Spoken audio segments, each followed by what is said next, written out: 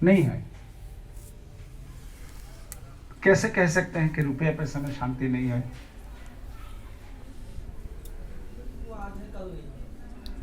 नहीं, क्योंकि कोई अमीर से जाके मिलिए, वो भी कहेगा। और जो अमीर है, रात को सोने के लिए नींद की गोलियां वही ज्यादा लेते हैं। जो हाई पोस्ट में है, रिजर्व बैंक का गवर्नर है, कुछ LIC का चेयरमैन, इस तरह का, जो कोई कंपनी का बॉस, क्योंकि मैंने देखा है अपने आंखों से, क्योंकि मैंने भी तो ये किया ना, उसमें मैंने डील किया, तो मैंने देखा है उन लोग इतना रेस्टलेस, मतलब दिन भर वो लोग अपना अशांति दूसरे पर थोपते हैं।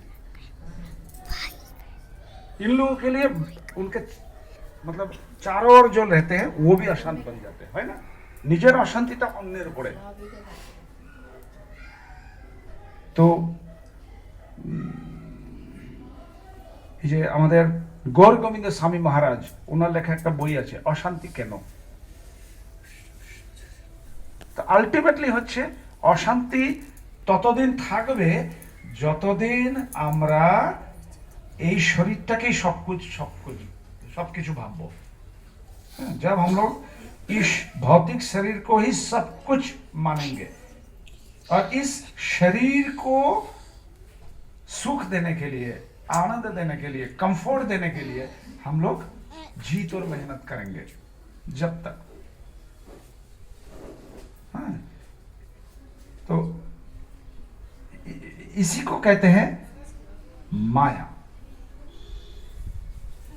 कि हम लोग एक्चुअली शरीर तो है हमारा, ठीक है, शरीर ठीक है, लेकिन शरीर के अंदर में भी कोई रहता है ना। कौन रहता है शरीर के अंदर में?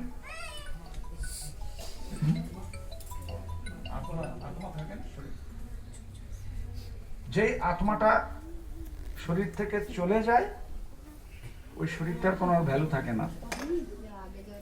এই যে আমরা এখন, আমি কথা বলছি, আমরা সবাই কীর্তন করলাম, কেউ হারমোনিয়াম বাজালো, কেউ করতাল বাজালো, কেউ মৃদঙ্গ বাজালো, আপনারা হাততালি দিলেন, হ্যাঁ, এই যে সকাল থেকে ঘর সাজাচ্ছেন, এই করছেন, এগুলো কি করে সম্ভব হচ্ছে?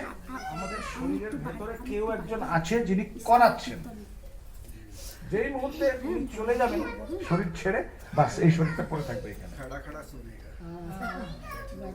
আর সবাই কি চেষ্টা করবে যে কখন এটাকে শ্মশানে নিয়ে জ্বালানো। আমরা দেখুন জীবনভর আমরা, এই আমার বাবা, এই আমার মা, বাবা মাকে আমি খুব ভালোবাসি, আমার বউ খুব ভালোবাসি, আমার ছেলে মেয়ে খুব ভালোবাসি, কিন্তু যেই শরীরটা নিথর হয়ে গেল, নড়াচড়ন নেই, কিছু নেই, তখন কিন্তু